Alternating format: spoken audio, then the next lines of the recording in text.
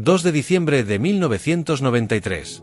Medellín despertaba con la sensación de que algo grande, irreversible, estaba a punto de ocurrir.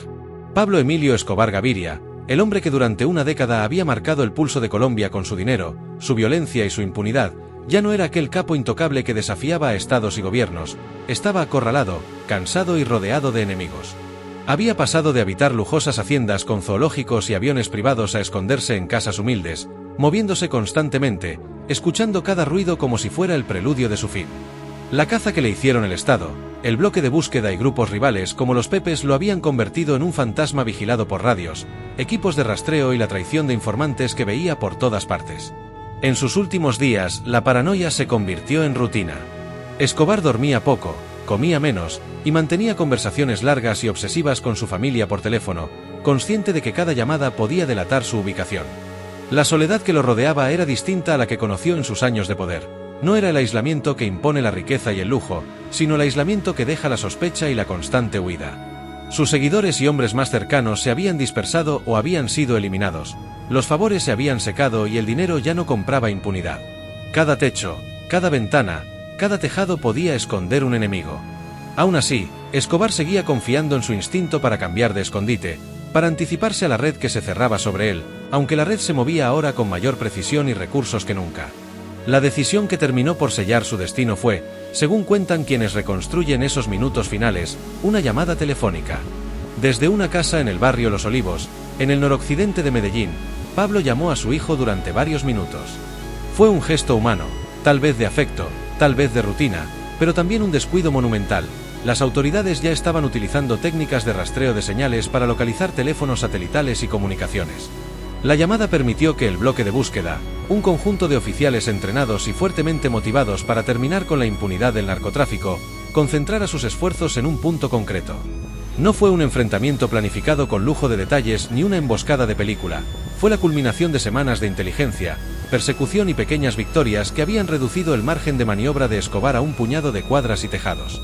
Esa tarde, las unidades del bloque rodearon la casa. La tensión creció en cuestión de minutos. Escobar, al percibir la presencia enemiga, decidió huir por los tejados, un intento de escapar que se volvió desesperado. Saltó de un techo a otro, disparando, intentando encontrar una ruta que lo sacara del cerco. Hay quienes describen la escena como una persecución corta pero feroz, con ráfagas de disparos, con Escobar intentando avanzar y con los hombres que lo perseguían cerrando el cerco. El tiroteo terminó rápidamente. Pablo Escobar cayó sobre un tejado rojo, herido mortalmente, frente a un país que durante años había esperado ese momento con una mezcla de alivio, curiosidad y morbo. La noticia corrió como pólvora, el patrón había caído. Desde entonces han existido diversas versiones sobre la forma exacta de su muerte.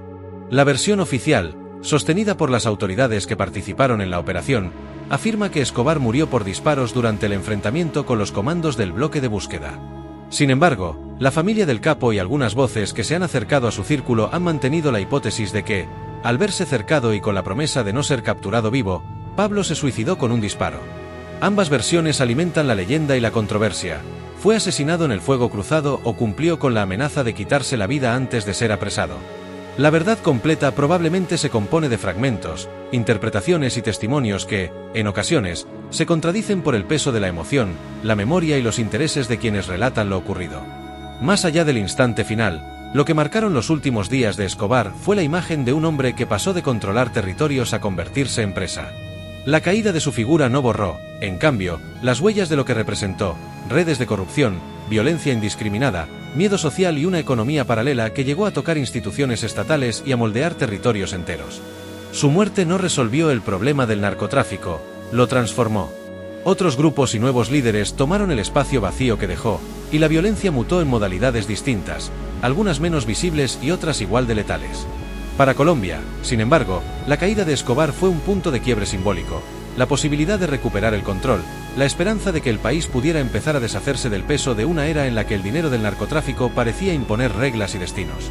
En esos últimos días también se vio el contraste entre la mitificación pública y la humana realidad del capo. Mientras para muchos era el enemigo número uno, para otros, especialmente en barrios populares, seguía siendo una figura ambivalente, benefactor para unos, verdugo para otros.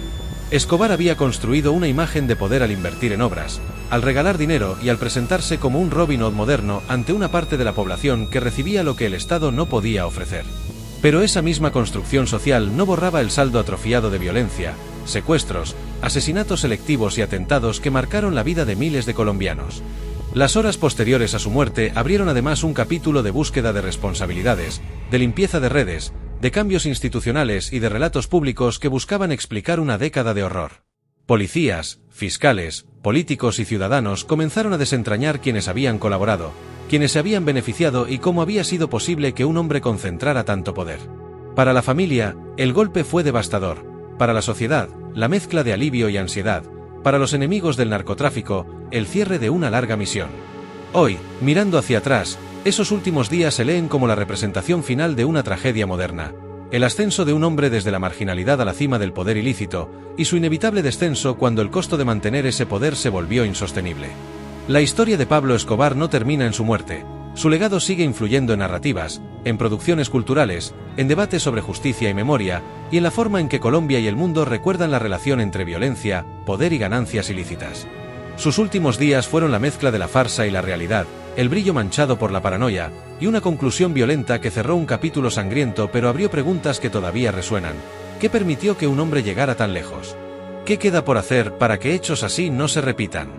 Y, en lo más íntimo, ¿qué siente una familia cuando su ser querido es al mismo tiempo amado y temido por una nación entera? Así terminó la historia pública de Pablo Escobar, no con una sola verdad inmutable, sino con múltiples miradas que, unidas, tratan de dar sentido a una caída que fue al mismo tiempo política, policial, social y profundamente humana.